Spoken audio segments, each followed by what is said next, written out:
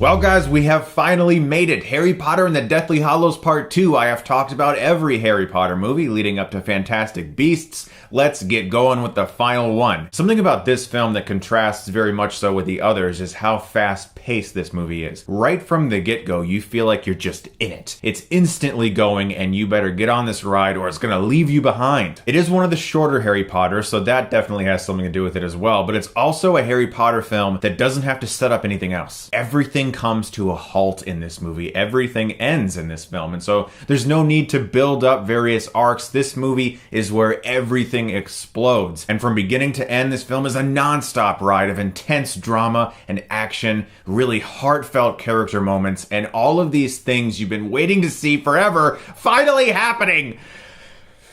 Harry Potter. So we pick up with our three heroes still looking for the remaining Horcruxes to get them to hopefully kill Voldemort once and for all. They have to infiltrate the caves, and Griphook, a little slimy dick, helps them for a while.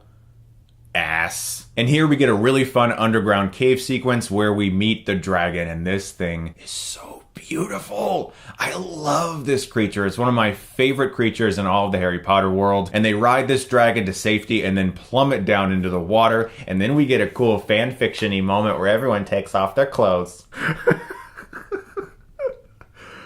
I might put that in.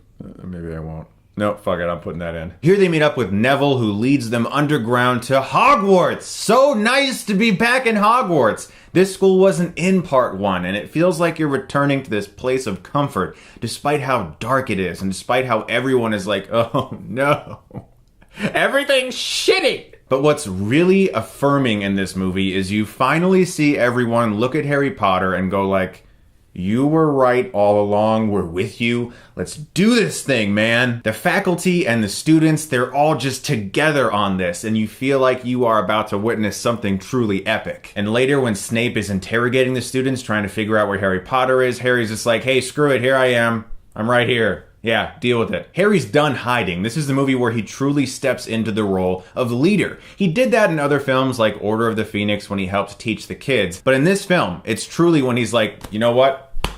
Let's do this. Now, when it comes to satisfying moments in movies, moments of true catharsis, I think of Spider-Man 2 and the way that film ended with MJ and Peter. I think of the final shot of Return of the Jedi with all of our heroes together.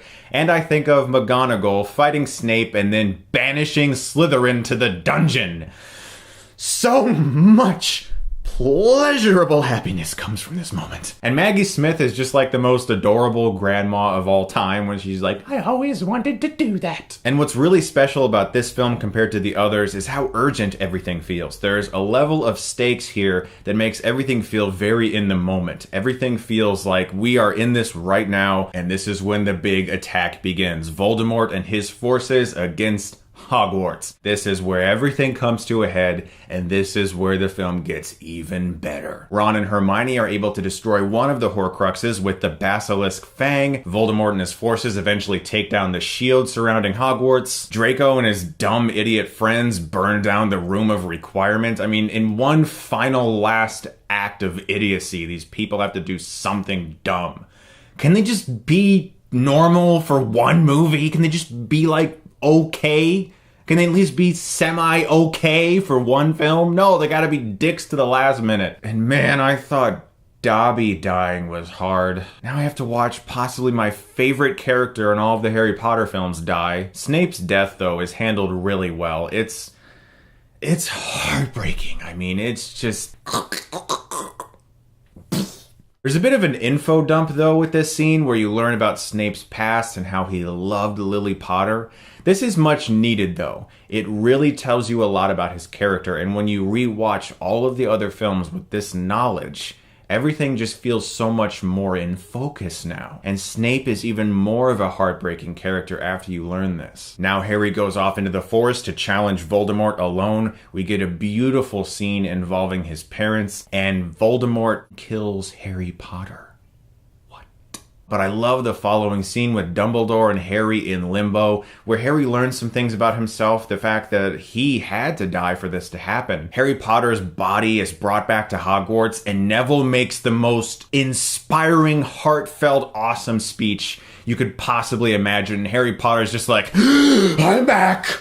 You sons of bitches, you're going down.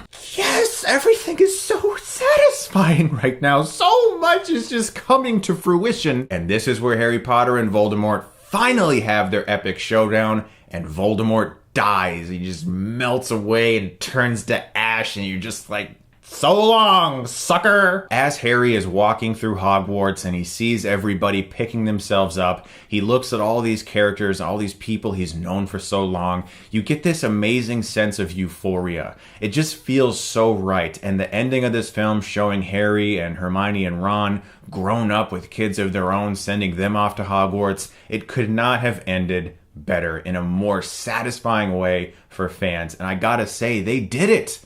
They did it. They made the very last Harry Potter the best one. This is my favorite in the entire franchise, and not just because you get all the big action-y stuff. This entire film feels so urgent. As I said, the stakes feel so real, and everything just comes to a head so beautifully. It's such an entertaining and well-made movie. Harry Potter and the Deathly Hallows Part 2 gets an A+.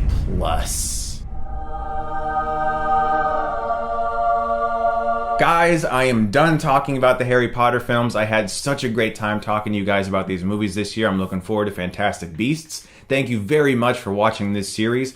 Every single review is going to be shown to you in a minute in a playlist form. If you haven't seen them, you can click on it and check them out. Thanks so much for watching, guys. I solemnly swear that I am up to no good.